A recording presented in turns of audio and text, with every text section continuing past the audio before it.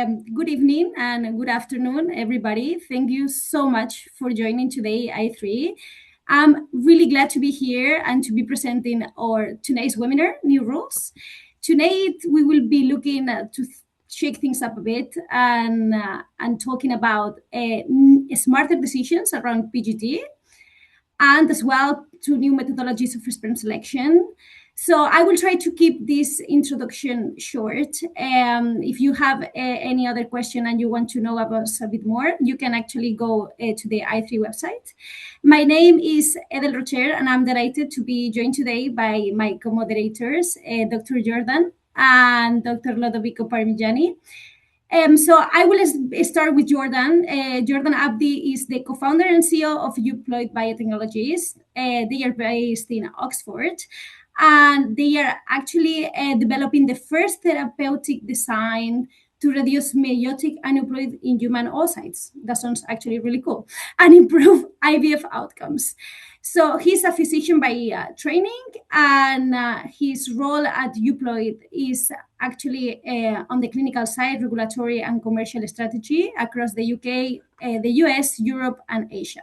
So welcome, Jordan, and thank you so much for joining us today. As well, on the other hand, we have Dr. Lodovico Parmigiani, which I'm sure like most of you know already, a Calodo, who describes himself as a curious embryologist.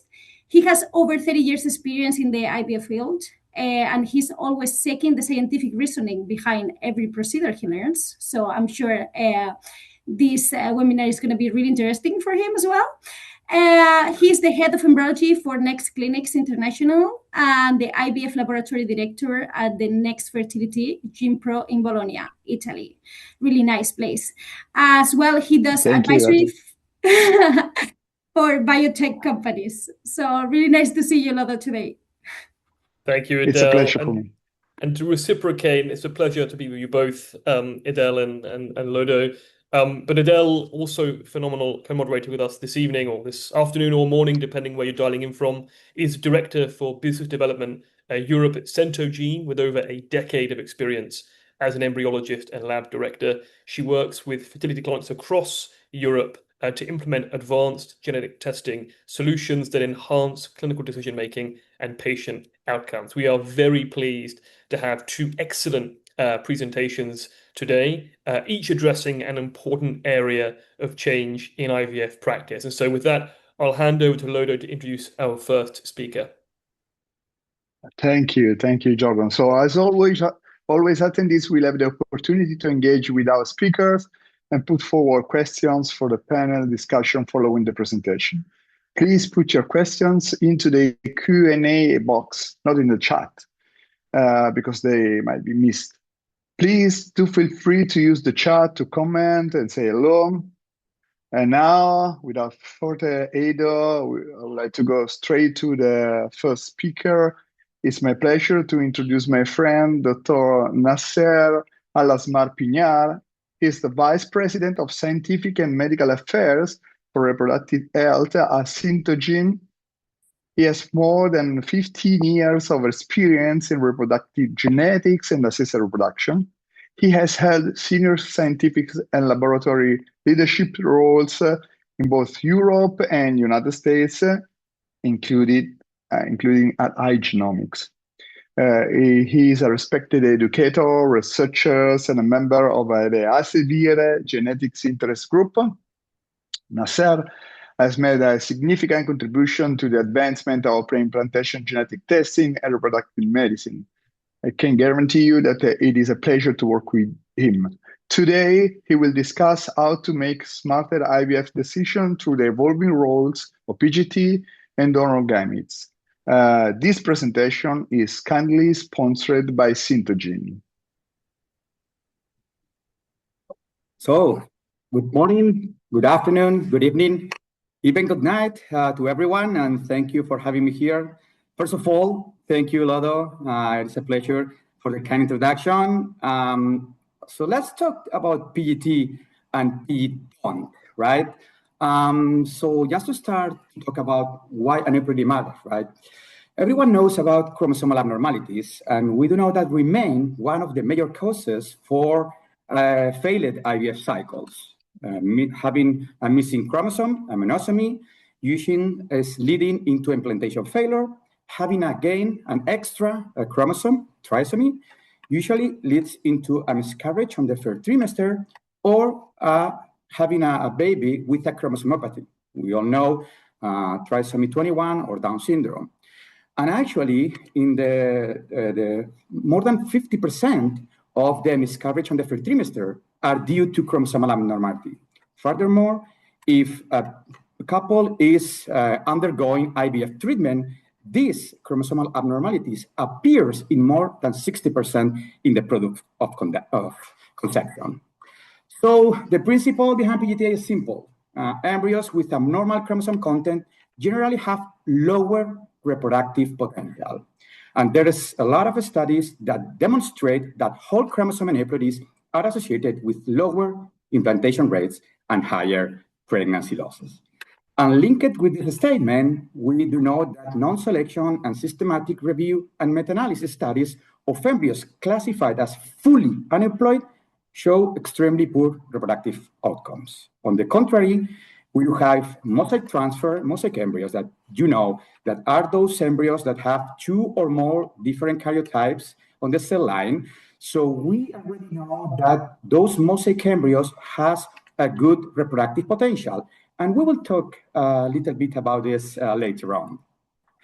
But at the end, the evidence suggests that chromosome imbalance is not a laboratory observation. It has real biological consequences.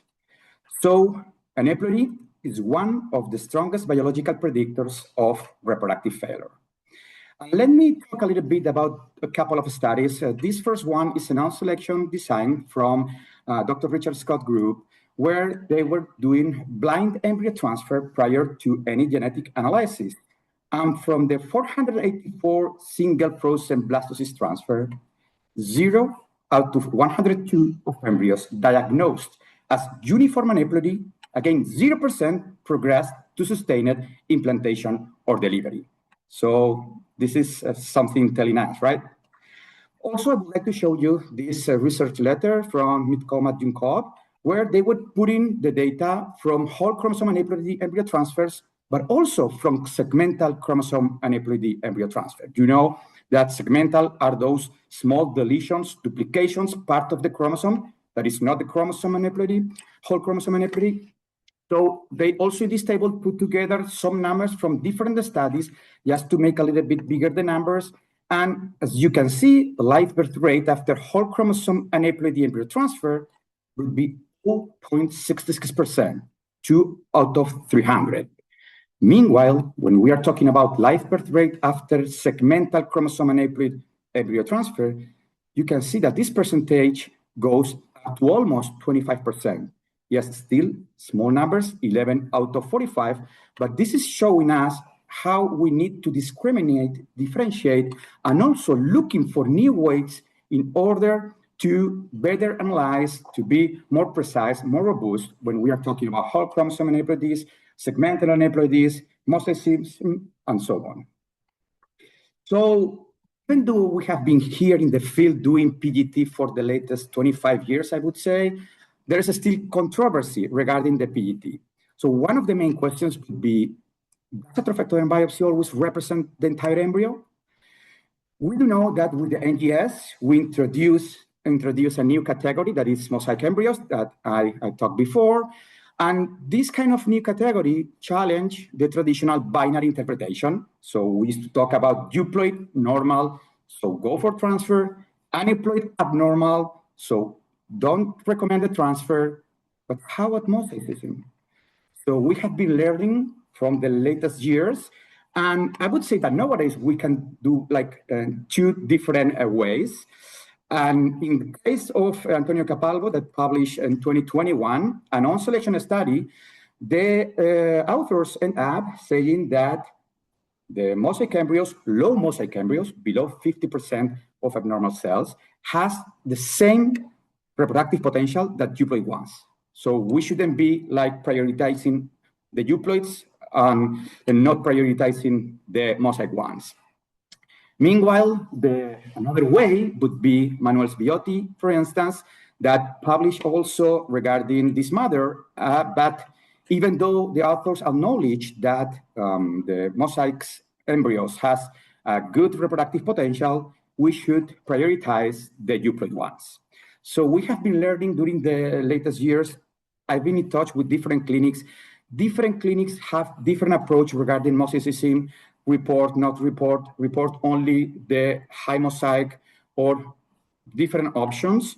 And we're still having more and more data. And actually, there is the International Registry of Mosaic Embryo Transfer, where different clinics and genetic laboratories are putting data together to have better knowledge. What I would like to say regarding mosaicism is that nowadays, with the data that we have, around 1% of the embryo transfer that we perform, once we say in the genetic lab, this embryo is mosaic, 1% is going to be represented in the fetus, either at the prenatal test or if there is a miscarriage that happens in the products of conception. So we need to keep in mind this data in order to talk with the medical team, the patients, with the genetic counseling, in order to better understand if patients should or not transfer that mosaic embryos. Again, 1%. But then, still with the controversy, there's a self-correction hypothesis. Well, we do know before that from the paper from Hermano Greco in the New England Journal of Medicine, the healthy babies have been born following transfer of embryos previously classified as mosaic. But moving into the self-correction hypothesis, we do have these that claim that embryos appear to be capable of eliminating abnormal cells during the development, with two main points. First one, selective apoptosis. Aneuploid cells might undergo programmed cell death preferentially. And studies suggest that higher apoptosis rates, particularly within the ICM. The second point would be differential proliferation. That means that euploid cells might proliferate faster than aneuploided cells that might progressively disappear, making this self-correction to the embryo. Let me tell you that I don't trust that much in that self-correction, but in other mechanisms, biology mechanism, and also talking from the point of view of a genetic lab, an alternative explanation for some of the cases about talking about mosaicism, it would be about technical limitation. Mosaicism might be overestimated these latest years, and this is why we are becoming with new tests that complement the one that we have been doing during the latest years in order to have better accuracy in the results. A biopsy of 5 to 10 cells might not accurately represent the embryo, and intermediate copy number signals might occasionally represent technical noise. So saying that, again, I'm mentioning the papers published by Manuel Biotti and Antonio Capalvo, mosaic embryo transfers generally show lower implantation rates than euploid embryos. However, they clearly demonstrate developmental potential. So the current reality is that the controversy is not whether chromosomes matter. The controversy is whether a single biopsy tells the complete story. So talking about the good use of PGTA and moving from the embryo selection to embryo prioritization. So the objective of modern PGTA would be not to discard embryos. We are in front of a tool of deselect embryos, but rather improve clinical decision-making. And for this, the appropriate clinical use requires first genetic interpretation, understanding the chromosome type, mosaic patterns, and embryo context. And for this purpose, it's basic to have genetic counseling. If you might ask me, I would say I would do pre-test and post-test for better expectations of the patients. But anyway, of course, having a result that is not clear, it's better always to have a genetic counseling for the couple. Then the clinical integration is basic to have IVF history, maternal age, embryo availability, patient goals, and so on. And the third one would be the scientific expertise. Interpretation becomes more important than generating results alone. What would be Centagene's approach, our approach? So we are doing a collaboration with Carlos Simon Foundation. And why are we partnering with Carlos Simon Foundation? So, well, Carlos Mon Foundation has three main pillars that would be translational science, women's health innovation, and research integrated into clinical decision-making. And this is what we do like in Centogene. We believe in science, we believe in innovation, and we believe in clinical decision-making. Obviously, we are creating our own scientific team. We are a company that actually, this is our 20th anniversary, so 20 years working in genetic diagnosis, but talking about reproductive health, this is our very first year. But we have created this scientific team in order to do research, development, innovation, as I was mentioning before. So we are a team with a strong expertise in reproductive genetics, with more than 15, 20 years on the field, with an integrated scientific support and evidence-based interpretation. So I'm placing here like few faces that could be familiar for you, but stay tuned because more familiar faces are coming, and you will see next ESHRE in London. So for the future direction, the goal is identify embryos with the highest reproductive potential, helped by new technology and great scientific support. So the value of PGT-A does not come only from sequencing embryos. It comes also from interpreting results accurately. Saying that, this is a little bit that evolution of PGT-A, where we are trying always again to put something that help us to better and more accurately make the calls for the different embryos, but also adding different things for our peace of mind, and I will explain you later on. So we started the PGT-A back in 1995 with the FISH technique, the fluorescence in situ hybridization, with panels of chromosomes from 5 to 12, but obviously we were missing information. So starting in 2008 with the RCGH, and later on with the SNP array and qPCR, we were able to analyze all 24 chromosomes, the 22 autosomes and the sex chromosomes. After that, we started working in reproductive genetics with next generation sequencing, where we were able to check also for mosaics, and we added artificial intelligence.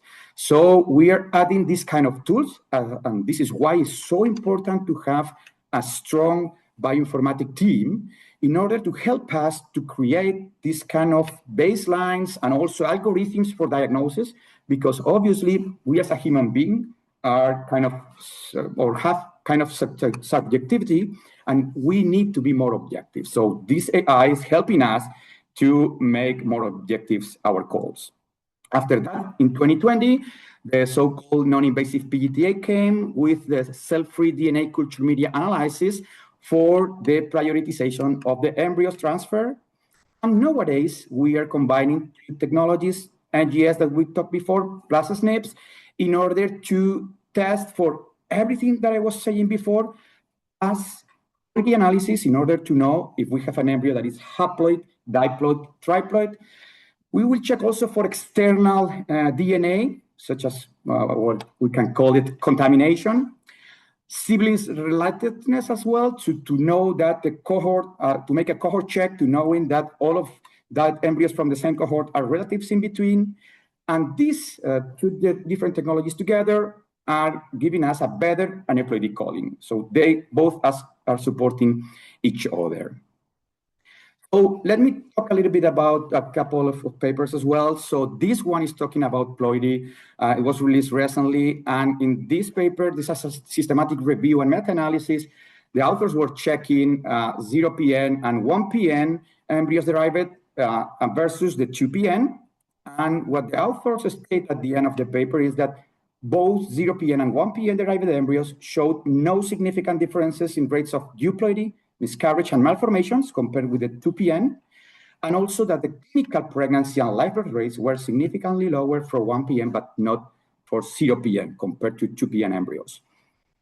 So I'm not saying that we should transfer all the 0PN, 1PN derived embryos. No, I'm not telling that, but we do have a tool in order to check those kind of embryos that usually we have been discarded because the guidelines as well, and the reality is that could be the latest embryo from the couple before to go, for instance, to an egg donation program. So I do think that it would be worthy for certain cases, certain indications, to check the ploidy on the embryo.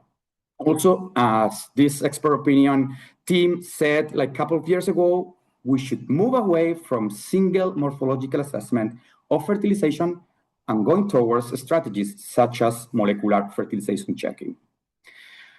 Another of the features that I was mentioning is siblings. Again, so we would like to be sure that all the embryos from the same cohort coming from the same source of sperm and oocytes are relatives in between. Knowing that if one of them are not relative is because something happened. So we stop the machinery, we check the genetic lab, we talk with the IVF lab to see what could happen. But also this paper was published recently with this kind of title, right? IVF clinic's worst nightmare, wrong embryo transfer. And the authors mentioned that ET can function as an identity auditing lawyer to help detect or rapidly investigate rare sentinel events in which embryos are created from the wrong gamete sources. Obviously, for this purpose, we will need the DNA coming from the parents. But again, we are putting an extra layer for our peace of mind in order to know. So we in IVF labs, in genetic labs, we are working really, really hard and really, really good. But we are always trying to develop new things in order to help us, again, to have better accuracy, but also to have an extra layer to be confident and to have peace of mind. Because, again, a mistake in our field, it's a complete disaster. So besides this parental traceability and Biot-Koper number variation, other features that we can perform would be uniparental disomy, parental origin of aneuploidy, even though we do know that around 90% of aneuploidy is because the maternal contribution. We might be distinguishing in between normal versus normal/balance embryos coming from PET-SR for structural rearrangements. Also, something that we are hearing more and more in our field lately, that it's meiotic versus mitotic error. Why this is important? Well, we do know that meiotic aneuploidies are originated during gametogenesis that usually affects the entire embryo and has lower developmental potential versus the mitotic aneuploidies that arise after fertilization, frequently generate mosaicism and might behave differently biologically. So the future is not only detecting aneuploidy, the future is understanding its origin, because understanding its origin, we can do better calls, be more accurate, and also we can do genetic counseling better for our patients. Let's talk, I'm about to finalize about new technology, emerging opportunities. The last year, we have been looking for different approaches, trying always to have something new, something better in different ways. So I guess I just want to have like a teaser, right? About long-read sequencing technologies. So we do think that this kind of technology might create new possibilities beyond traditional copy number analysis, because it has high resolution structural characterization. Are we going to be able to distinguish between meiotic versus mitotic errors? We are not that yet. This is why I put a question mark. So we cannot distinguish right now this, but eventually it would be interesting, again, to have a better accuracy in some of the calls to try to be able to distinguish that. We have better precision embryo prioritization, and also with the long read sequencing, we have deeper genomic insights. And besides all of this, we might have a cost reduction and increased throughput efficiency. It is important, as you know, cost reduction, because obviously there's some patients that cannot afford to do a PTA cycle because it increases the price of the IVF cycle that is already expensive. So with a cost reduction, we might be able to offer PTA, obviously with an indication to the patients that, as of today, cannot afford that. Again, this is a teaser. I'm not going to go in deep of anything of these statements, but I would like to invite you to visit our booth, to pass by booth number C33 at Esher in London, in order to meet with our scientific team, our technical team, our bio-IT team, In order to know more about this kind and other technologies that we are also exploring for the near future, and why not to talk with our sales team and sales reps to talk about what this cost reduction, the reduction can be, right? So the take-home messages, I would say that aneuploidy matters, whole chromosome aneuploidy, mosaics, segmentals. Embryo biology is more complex than the binary classification that we used to do in the past. PTA should support clinical decision-making, not replace it. Better technology must be accompanied by better interpretation. And the future of embryonetics is moving from detection toward understanding. Because again, if we understand what's going on, we can have better tools in order to implement. And this is going to be in benefit of our patients. And don't forget that we all are here in front of the screen from Australia, from California, in order not to get a patient pregnant, but to have a healthy baby at home. So I would like to thank all our team, the different affiliates of Centogene, and of course, thank you very much for your attention. Thank you. Thank you very much, Dr. Nasir, for that fantastic presentation. A lot covered there across all elements of, I guess, reproductive genetics. A lot of questions seem to have come through. Maybe we have time just for one. Can you share a bit about how yourself and colleagues at Centogene, what is your shared vision, I guess, for the future of reproductive genetics? It is brilliant. I mean, we have seen that we are developing, we as a field, we are developing a lot of different tools, different ways for amplification, with different types for sequencing, different algorithms for diagnostics. So what we are seeing is that we are exploring here there in order to get better tools, because what we can see is that there's always something else, right? So with this approach, we try to implement, of course, artificial intelligence in order to have better diagnostics. And again, for this reason, it's crucial to have a great bio IT team in order to push us and to create these kind of tools.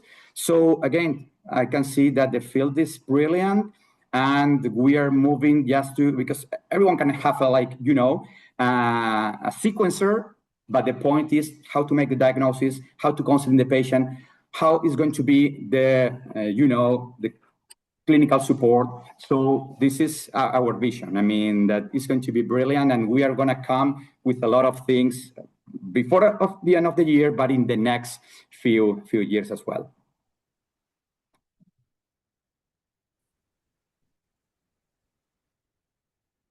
Wonderful. Well, thank you, Dr. Nasir. For more Q&A later, please put your questions in the Q&A section. And of course, if you don't get a chance to ask your question to Dr. Nasir this evening or today, he will be, of course, at Escher with colleagues. I think it's booth C33. That's correct. Well, thank you very much. Thank you very much. Our next speaker will speak on the new rules of sperm selection, moving beyond motility.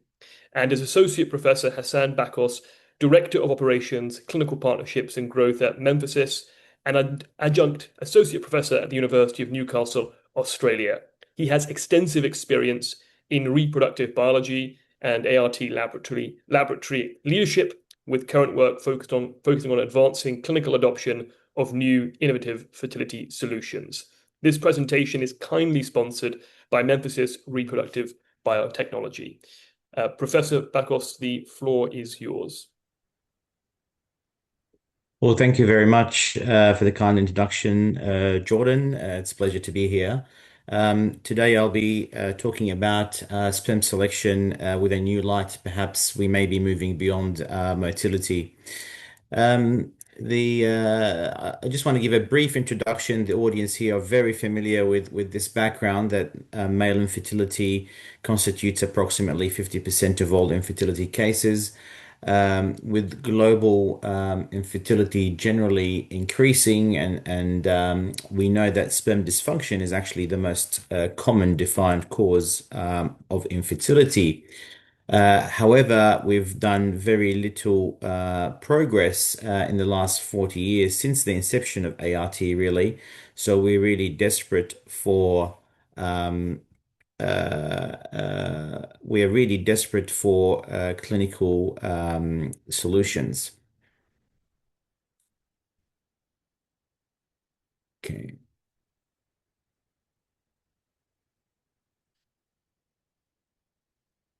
So,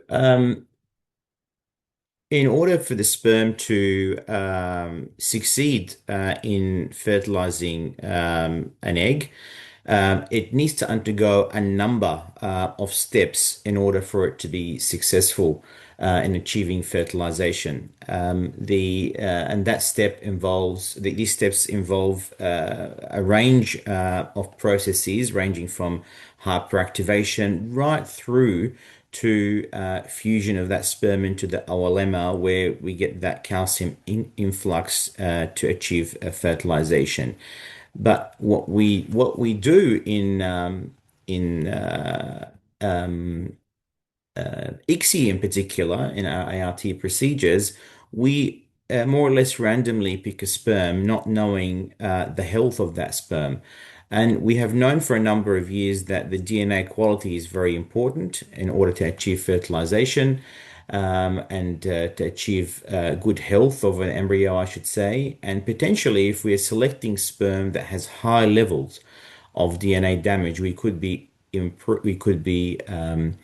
exacerbating an issue or causing a mutational load that could go into the embryo, and that may have an impact on the health and well-being of the pregnancy. At the same time, we need solutions that are efficient and cost effective so that they can be easily incorporated into clinical practice. There's no point having a research tool that's going to take hours to achieve what we want to achieve. So we have known for years the two traditional methods of sperm selection, and that they are density gradient centrifugation and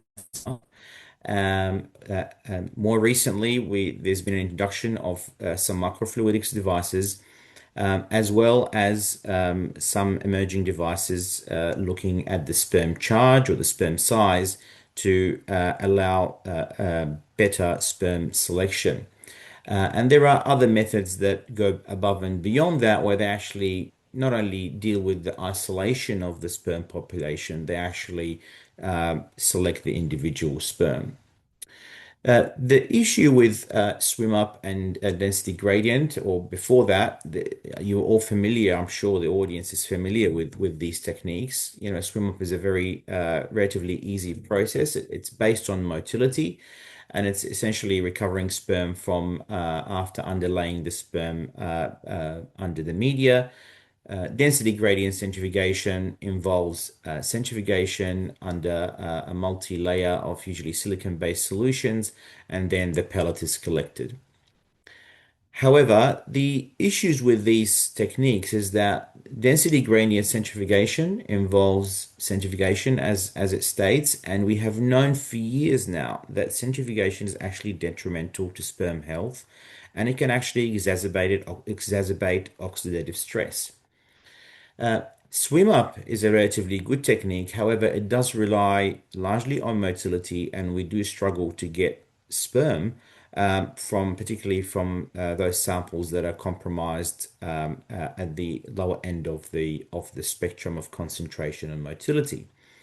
Further, these techniques lack standardization. They are technician dependent. There's no agreed upon washing steps or timing, etc.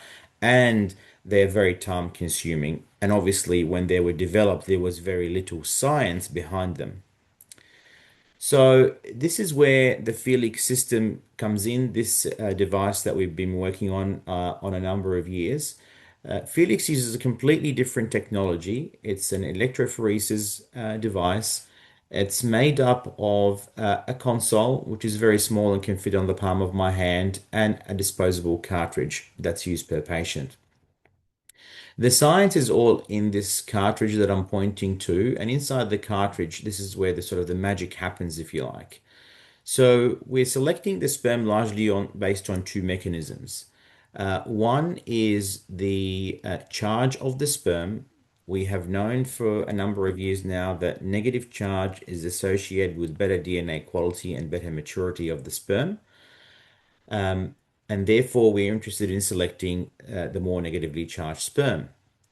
The second mechanism is the sperm separate is the size of the sperm, and we select the sperm based on their size based on their size by having this membrane in the middle, which only allows sperm of a particular size to go through and leaves behind any other spermatids, immature cells, or things like lymphocytes, etc.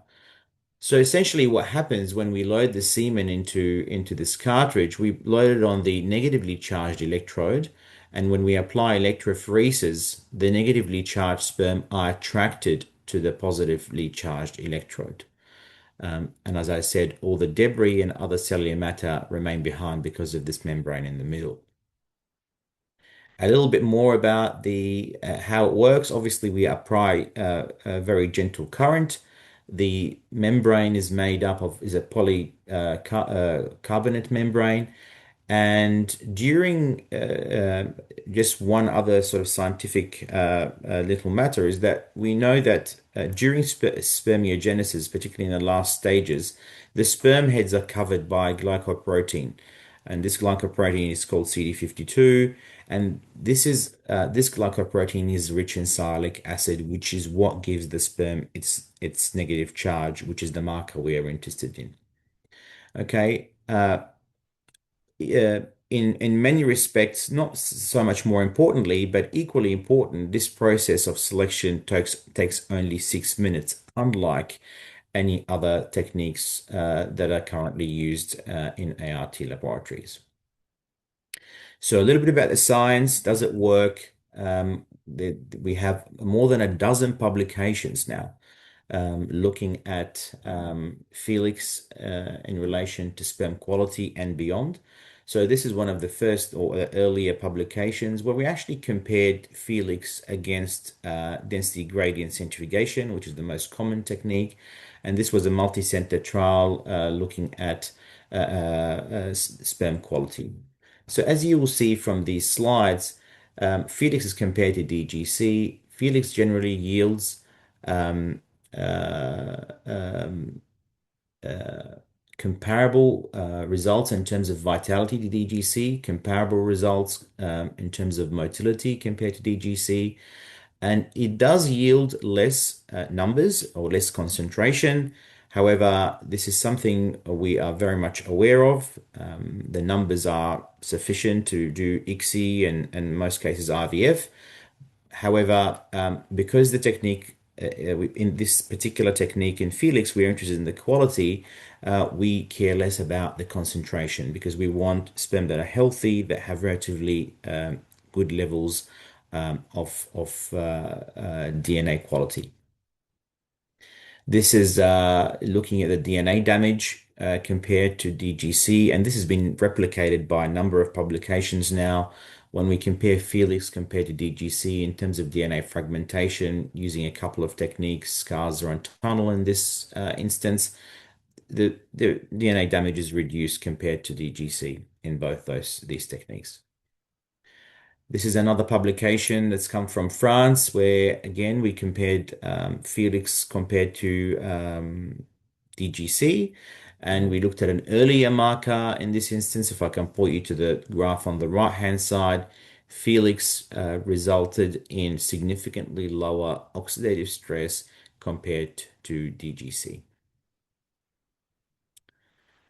In frozen sperm, we have published recently through work we've done in conjunction with the University of Newcastle in Australia, work comparing Felix with other methods using frozen sperm.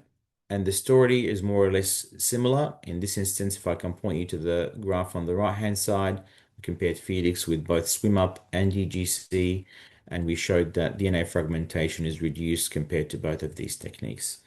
One thing about frozen sperm, obviously with density gradient centrifugation, we are exposing the sperm to centrifugation, which, as I said earlier, is detrimental to the sperm.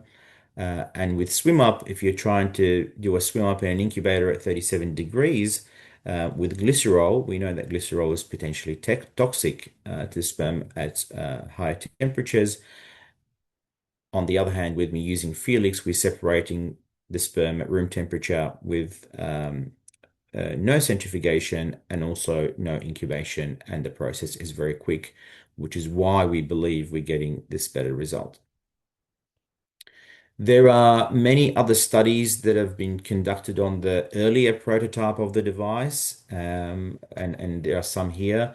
They're available on our website, and others that have been conducted on the currently used prototype, which is actually in clinical use at the moment, and including some live births from India, Japan, and Australia.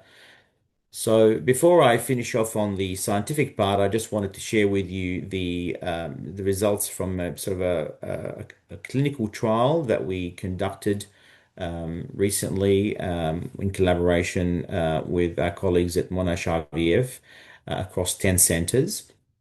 And in this trial, we actually did a direct comparison in the same patient where the patient was actually their own control.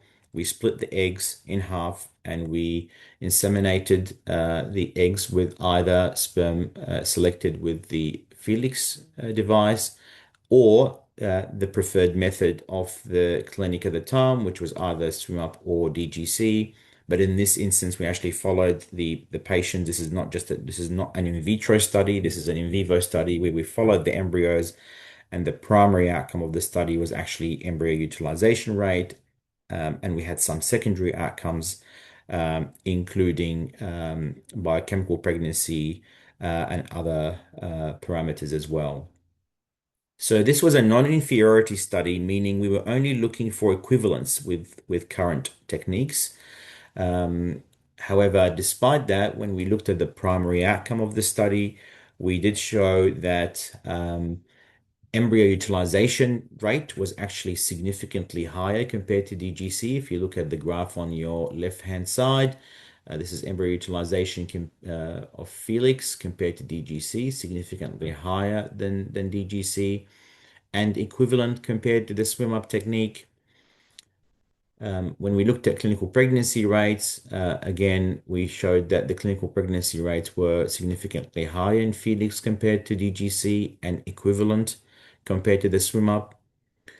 We also generated some data in relation to euploidy rate, simply to demonstrate equivalence.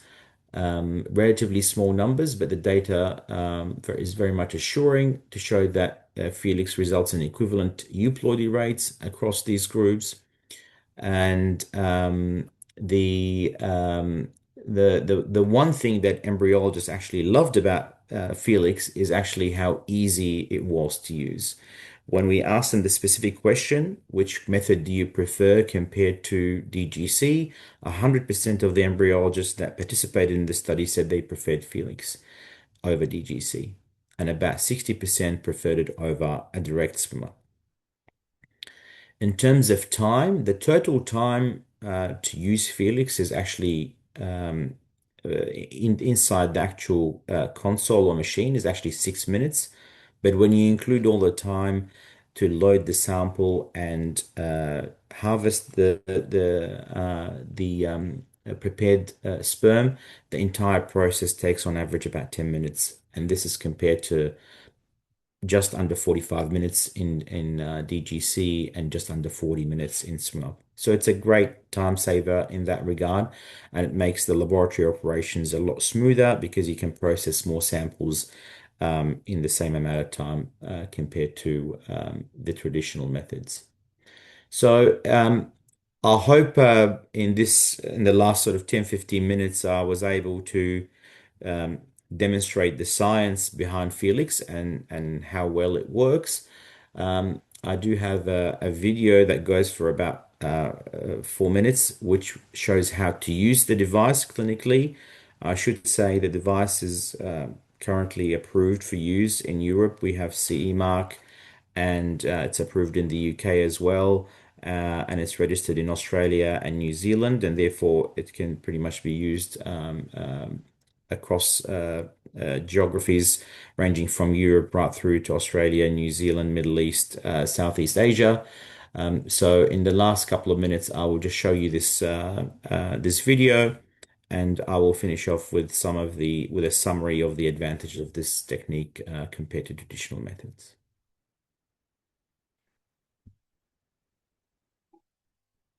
Welcome to the Felix system for processing and fractionating sperm from raw semen for use in assisted reproductive technologies, including IVF and ICSI. The Felix system fractionates sperm on the basis of size and the strength of the sperm's negative charge without the need for centrifuging or washing. The Felix device comprises a benchtop console and sterilized disposable cartridges. This video demonstrates the steps in the use of the Felix system. To get started, remove a cartridge from its sterile pouch and label it with the patient ID. The cartridge can only be inserted into the console in one orientation. This also allows visibility of the patient ID at all times. Use a pipette to load 4 mils of G-rinse media into each buffer chamber. These are the central ports labelled 1 and 2. Load 4 mils into port 1 and 4 mils into port 2. This preloading should not occur until the semen is also ready to be loaded. With a new pipette tip, load 1 mil of GIVF plus media into port 3. With another new pipette tip, load 1 mil of the semen sample into port 4, the sample chamber. Processing should be commenced immediately after loading the semen sample into the cartridge. To start the Felix process, press the play button. The cartridge will then complete a 3-minute hydration process. A single flashing light will denote that the cartridge is hydrating, followed by a 3-minute sample processing step. Semen processing will be indicated by the row of progress lights. At the end, there will be an audible beep with the row of flashing lights indicating processing is complete. Approved pipettes may be used for aspirating the fractionated sperm. However, to exert the most control over the aspiration, it is recommended that a 2 ml syringe connected to a 1 ml glass Pasteur pipette is used. The tip of the glass pipette is to be carefully inserted just below the surface of the media in port 5, the harvest chamber. 0.3 ml of fractionated sperm is extracted by gently raising the syringe over 5 seconds, ensuring the tip of the pipette remains just below the surface and follows the surface of the media down the chamber as the 0.3 ml volume is slowly extracted. This will reduce the incidence of turbulence or intake of air in the sperm sample. If a higher sperm count is required, up to 0.8 ml of fractionated sperm can be removed using the same method over 10 seconds. The decision on what volume of fractionated sperm to remove from the harvest chamber will be determined by the clinical embryologist. The processed and fractionated sperm sample is now ready for clinical use. The used cartridge should be removed from the console and disposed of as biohazardous material. The console should be cleaned as recommended. Thank you for watching this video. More detailed instructions for use of the Felix system are available on the Memphasis website, memphasis.com. Okay, so this was simply a quick video of how easy to use the device. Essentially, it's 4 mils plus 4 mils of any buffer medium. It doesn't need to be any particular brand. And in the harvest chamber, we harvest the sperm in 1 ml of any sperm handling media or sperm preparation media or fertilization medium. And the entire process takes 6 minutes. It's very easy to use. Embryologists generally, after doing one or two samples, they feel comfortable to do a clinical sample. So to summarize, I just wanted to sort of do a quick comparator compared to the traditional methods. Um, the probably the biggest point is the time efficiency. The process in the device takes 6 minutes compared to 30 minutes to 60 minutes sometimes using traditional methods such as DGC or swim up. Everything is done in one vessel, so you don't need to transfer the prepared sperm from one tube to another, which in turn actually reduces the chance of error. And we know many of the errors that have happened around the world in an ART setting is usually due to sperm preparation, because when you're doing swim up or density gradient separation, you have to take the sperm to an incubator or a centrifuge, whereas in Felix, everything is done in that one device. As I said, the device is very easy to train on and easy to operate. And everything is standardized. You don't need to alter any settings or speed or temperatures. You simply click the button and everything is standardized. The Felix as well has the ability to process a wider range of samples because it doesn't entirely rely on motility, particularly at the lower end of concentration and motility, which is another advantage over other methods. And the science I talked about in terms of the demonstration that DNA damage is reduced.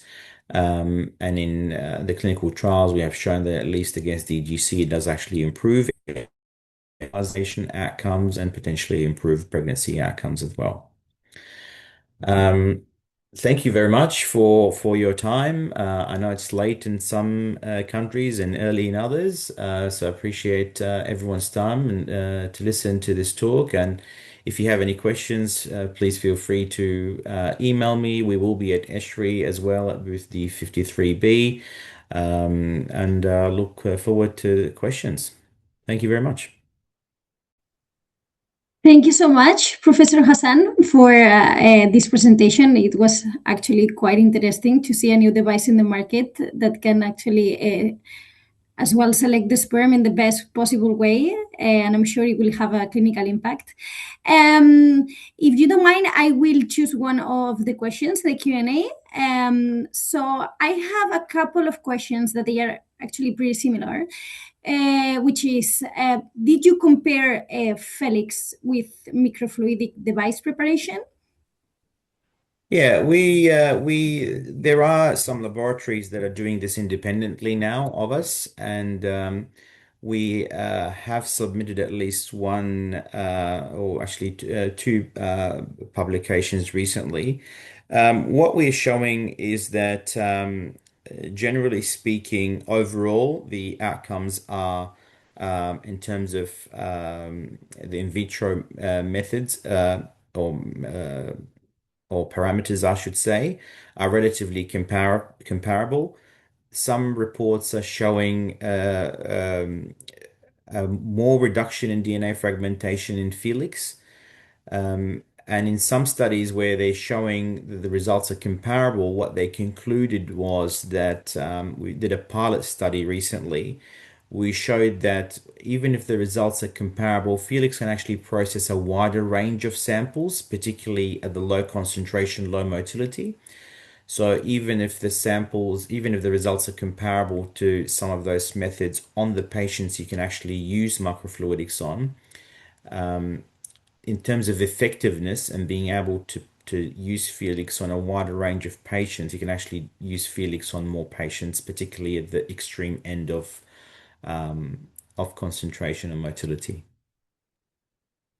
Thank you so much for the answer. I'm sure like more questions will come up. So now we are wrapping up the presentations and we will move forward to the panel discussion. So we will be asking questions in the Q&A section. Please, if you have more questions, you can keep putting them in the Q&A conversation tab. So yeah, if you don't mind, I will start with questions. Professor Hassan, I have another one for you, if that is okay.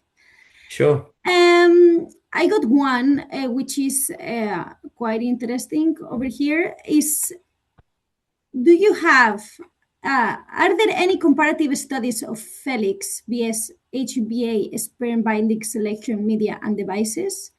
If so, what were the outcomes, please? So with HBA directly, I'm not aware of a study yet. Some people may be doing it, but I'm not aware of it. And compared to microfluidics, there are some that are about to be published I'm aware of. And the answer is similar to what I said earlier. So either comparable or slightly better, and you can perform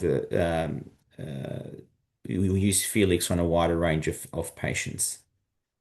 Remember, HBA, generally speaking, is not a direct sperm isolation process. It's an add-on, so you actually have to use it in addition to a sperm selection method. So you can use Felix, SwimUp, DGC, any method, and then you have to do HBA binding. Felix is actually the initial process of sperm separation, if you like. We're not choosing sperm at the individual level. So HBA binding, you can use it in combination with any other sperm selection technique. So that's an important distinction here, because what we have is a sperm selection device that reduces the time significantly. It's not an add-on. Thank you. Thank you very much for clarifying this. This is very important, Professor Hassan. Thank you. Thank you very much, because this should be very clear in our minds. So what we have to do before for sperm preparation, as well as this Felix, and then what we can do to select the ideal sperm before ICSI. Thank you very much. I would like to continue this discussion. Potentially can be interesting to see if sperm selected by Felix is a subpopulation or mature sperm. So probably, yes, someone can perform this study, which is not difficult to do, and maybe test this selected subpopulation for the binding on hyaluronic acid. So this can be an idea, because I don't have seen this kind of study. So Yeah. this can be something also easy to do for customers that already have the Felix. Thank you. Absolutely. Absolutely. Perhaps a question for yourself, Dr. Nasir, from Zahid Rasul Chowdhury.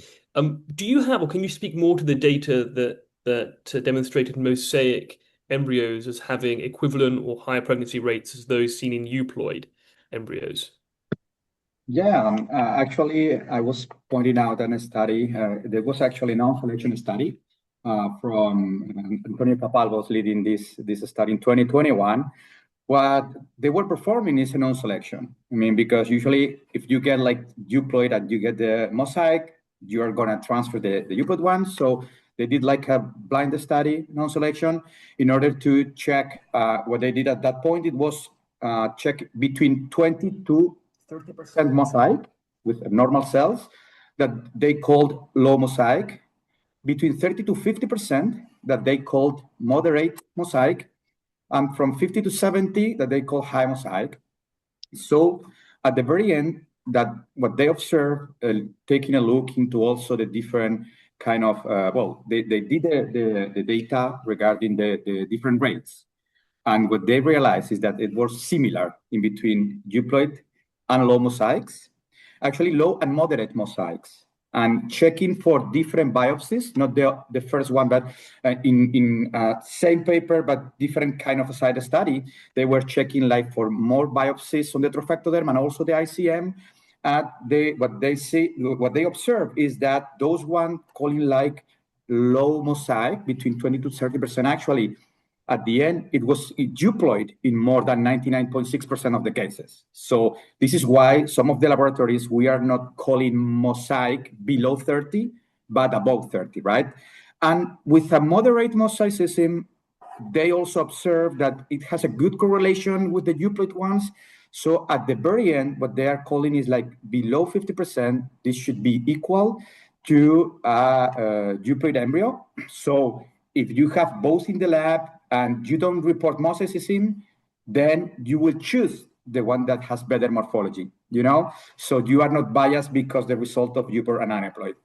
And this is something that we are seeing, talking about mosaicism through the different timeline, I would say, different months and years, calling mosaicism. What we observed at the very beginning, nobody wants to deal with the mosaicism because kind of create a problem. Then starting with the PGDIS and the different guidelines telling us, no, you should report mosaicism and don't tell that embryo is abnormal. So then we started reporting mosaicism. Then it changed a little bit, and somehow some of the studies revealed this good reproductive potential for low mosaics. So some people is not reporting for low mosaics. And there is a mix in between that. I do know that some clinics or networks, they are saying, okay, I don't want to deal with low mosaics because I can see that there's a great reproductive potential because papers and also because internal studies, but I would like to have the result for a high mosaic, meaning between 50 to 70%. Why? Because this might be, even though in the same study, it was reported that 60%, 65% of the cases, this high mosaic will be in reality abnormal embryo.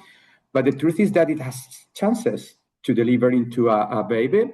So the clinic wants to have this kind of high mosaicism, like the last resource, in case that they don't have anything else, just to be able to offer, to make the transfer, always following for genetic counseling as well. Thank you so much, Nasser. If you don't mind, I have another question for you, which is quite interesting. Why is it important to distinguish meiotic from mitotic aneuploidies? Well, thank you, Edel. As I was mentioning, it is important because we are having more and more results regarding the different features that I was mentioning. Regarding the meiotic and mitotic, for instance, it will help us to better diagnose the origin of the mosaicism. I mean, there is a study, for instance, from Maastricht that is telling us that meiotic trisomy, talking about mosaicism, from 66 embryos, everyone failed. So because implantation failure, early embryonic arrest, pregnancy loss. Then if you have these embryos with a monosomy, more than 92% of them failed. But then you have like 7% more or less of live births. And when you are talking about mosaic of mitotic origin trisomies, there is around 25, 30% of live birth. So meaning that depending on the origin of if it's mitotic or meiotic, we can better understand what we should do and how we need to make the calling. First, the call for to say something as a meiotic, mitotic, because this is real or not, and then for better counseling to the patients. At the very end, same thing, we are always adding new features, but just thinking to have better accuracy, and this is why this becomes important, and also for the peace of mind with the other features that I was mentioning before.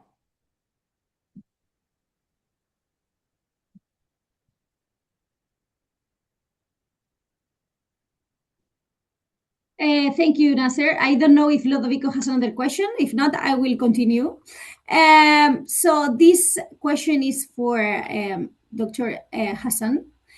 Is sperm DNA fragmentation the most clinically meaningful target, or is it simply the easiest parameter for us to measure? Look, I think the evidence over the last 20 years shows that DNA fragmentation is important, and it certainly correlates with clinical outcomes. There's a big body of literature in relation to that. It's probably a late marker, to be honest. There's usually an earlier issue, and often that relates to oxidative stress. And oxidative stress could be caused by, many factors, lifestyle, obesity, occupation, etc. So DNA fragmentation or DNA damage is usually a late marker of the sperm health. Ideally, we should be using something that's a little bit earlier. That's something that happens earlier. However, the things that we managed as clinical people to incorporate into the lab is the DNA fragmentation. That was kind of the easiest surrogate marker. Of course, we could be measuring many other things, but the test, as I said in my talk, any test, if you're trying to do it in a laboratory setting or in an IVF clinic in particular, it needs to be easily incorporated into clinical practice. And these techniques don't, that measure DNA damage, at least in recent times, don't take as much time. We could always be measuring more things, but that's the best thing we've come up with from a clinical point of view, at least. Okay, thank you. I have three quick questions for Professor Bakos. Just reading from the audience. First, is there any number cutoff to use the Felix? Can we use it with testicular sperm? And can this selection may have any impact on sex selection? Okay. So I'll start with the first one. The sex selection question, we did it very early in the piece, and we did show that there is no bias towards either X or Y bearing chromosome. So that's the answer is no to that. So it's 50-50 roughly. The question in relation to testicular biopsy, the very first pregnancy actually from the earlier prototype of the Felix device before it came into clinical use was actually from a surgically retrieved sperm. We are currently doing studies to confirm that in the current prototype. So there'll be more data to be published in the coming months. In terms of the cutoff for the Felix device, in the randomized control trial, we went as low as 2 million per mil and 10% motility. So that's very low. But I do know that we have laboratories that are using the device clinically in Europe that are using it for less than 2 million per mil, as low as 0.1, 0.2 million per mil. And it is working. Okay, thank you. Thank you. Congratulations. A quick question. We are between friends, Can you say us if the cost effectiveness is comparable to the microfluidic devices? Yeah, I mean that's more of a commercial question, but generally speaking, yeah, it's Yes. not going to be prohibitive for sure. Yeah, it's in that yeah, that's as I said in my talk, we're not going to introduce something that's going to be cost prohibitive. There's no point. No one will, it has to be efficient and it has to be cost effective, and Felix is both of these things. Thank you. I had a question for Dr. Nasir. You spoke a lot about how we're seeing the advancement of better sequencing and better understanding of genetics, but also the need for better interpretation so that we can provide better counseling. How do we, in clinical practice, practically advance interpretation skills across clinics to enable this better counseling? Well, at the very end is that we all are trying to have the new tools. I was mentioning about how to implement, how to perform the amplification part, how to perform the sequence, different platforms here and there. And at the very end, we do need something like really strong in order to make this better counseling. And this is coming with the more accurate results and with the expertise. So it is really important to have the expertise, but in the same way, it's important to have a reliable algorithm for diagnosis. Because again, I always explain that I used to be a lab director for 4 years in Miami, in the US, making all calls in array CGH platforms. So you become kind of an expert doing that, but at the very end, you, as a human being, are kind of subjective. So the day that I receive a call from a physician telling me, hey, Nasser, we transfer an embryo that you told us that was euploid, but the ultrasound looks like funny. I can tell you that I'm not going to do the same call, not that day, nor the entire week. So this is why it becomes so important to have, and I mentioned also before that, to have a great group of experts regarding bio-IT. So they are creating a baseline that will be reliable. They are doing the different validations of everything in order that I would say that more than 95% of the cases must be done with an algorithm in order to be robust, precise, and also more objective. But in those cases that you get a call from the system telling, hey, I need help from really a scientific or scientist expert on this. This is when become the real group that you have in your lab, that obviously you are doing like Q&A sessions from time to time, internal and also external. You do external with the quality control system, GeneQuest, for instance. We also do internal ones, sending similar approaches to the different labs. So everyone has to do in the same way in the diagnosis, and always education and always keep learning regarding these different expertise.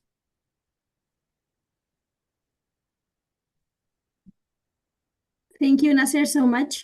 And my question is actually a bit related to what Jordan just said. So I'm going to ask straight away. So how close are we to implementing these next generation technologies in clinical practice? And how can this change current practice of PGTA? Well, for the long reads that I mentioned, we're almost there. I mean, ideally, we will be presenting at ESRE because we are ending up the analytical and clinical validation. So hopefully, we can introduce this technique in a couple of weeks or 3. For the other features that I was mentioning, we are also working in parallel that I do think that we will be ready in the next few months, and hopefully, again, in the other big congress in ASRM, we will be able to present it, if not by the end of the year. And this is going to change because one of them, I don't think that will. There's few probably labs that are trying to get for PGTA the long read sequencing. So maybe we can bring something new. And also, if you check the what I mentioned about the cost reduction, that also this can change something on the field. If we can reduce the pricing, I do think that this is going to be something good for patients that cannot afford right now. And for the rest is that because every clinic will choose regarding their patient or because the indication what they would like to do with the analysis. So eventually we are always, doing that kind of evolution. We are also having their proteomics, transcriptomics, metabolomics. We have whole genome sequencing of the embryo that I do think that is going to be the future. I also do think that we are not that yet, but eventually we can have this kind of extra tools always in order to better understanding of the results and again to be more accuracy in order to provide better results to the medical teams, embryologists, and of course always thinking on the patients.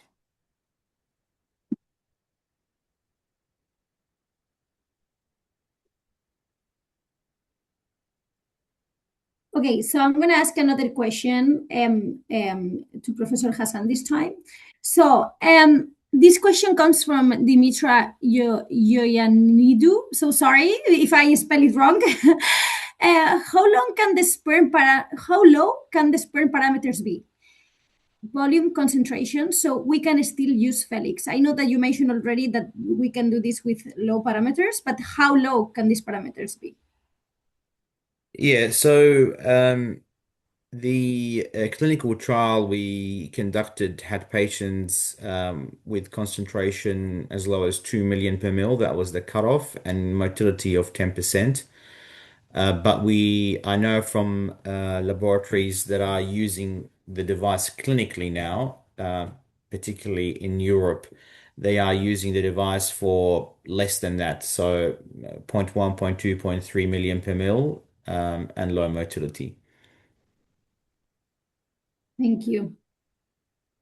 We're getting a lot of questions actually, Professor Bakos, around availability and approval. Can you share maybe a summary of where Felix is approved, where it's used clinically, and how people might be able to find out more about whether they can incorporate it into their clinical practice? Absolutely, yes. So the device has CE mark approval, so it can be sold everywhere in Europe and in any other jurisdiction that accept the CE mark. It's also approved in the UK. We with the MHRA, and the device is already in the UK. Most countries in Southeast Asia, in particularly, will accept CE marking, so that device can be. We do have distributors there as well now. Australia and New Zealand, obviously, the device is an Australian invention by Professor John Aitken. I didn't say that earlier in my remarks. And we are about to gain registration, hopefully in the next few weeks, in India. So, and I mean, if anyone has any specific questions, I think they can share their details. I did put my email at the end of the presentation, and then I can direct them to the right commercial partner that we work with, depending on where they want to get the device. Because we have different people or different commercial partners working with us across the globe now, and that's increasing. So yeah, but we are also doing some direct sales, if you like, where we don't have distributors. So best thing is to contact myself, and I will direct you in the right person into the right person or organization.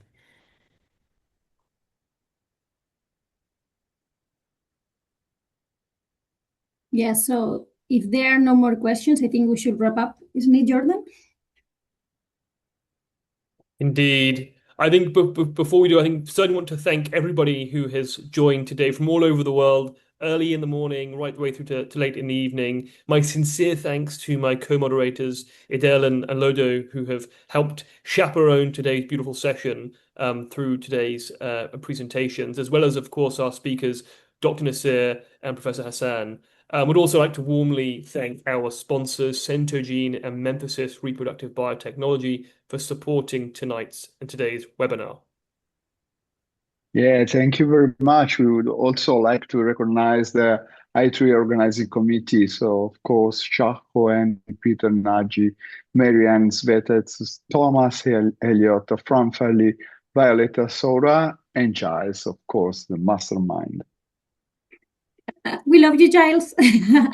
Thank you, everyone. Please keep an eye on the I3 website and emails for upcoming webinars. We look forward to welcoming you again very soon. And our next webinar will be called Reset, with the speakers Eirini Belou, Cynthia Hudson, and Tex Vermilia. Thank you so much, and hope to see you really soon.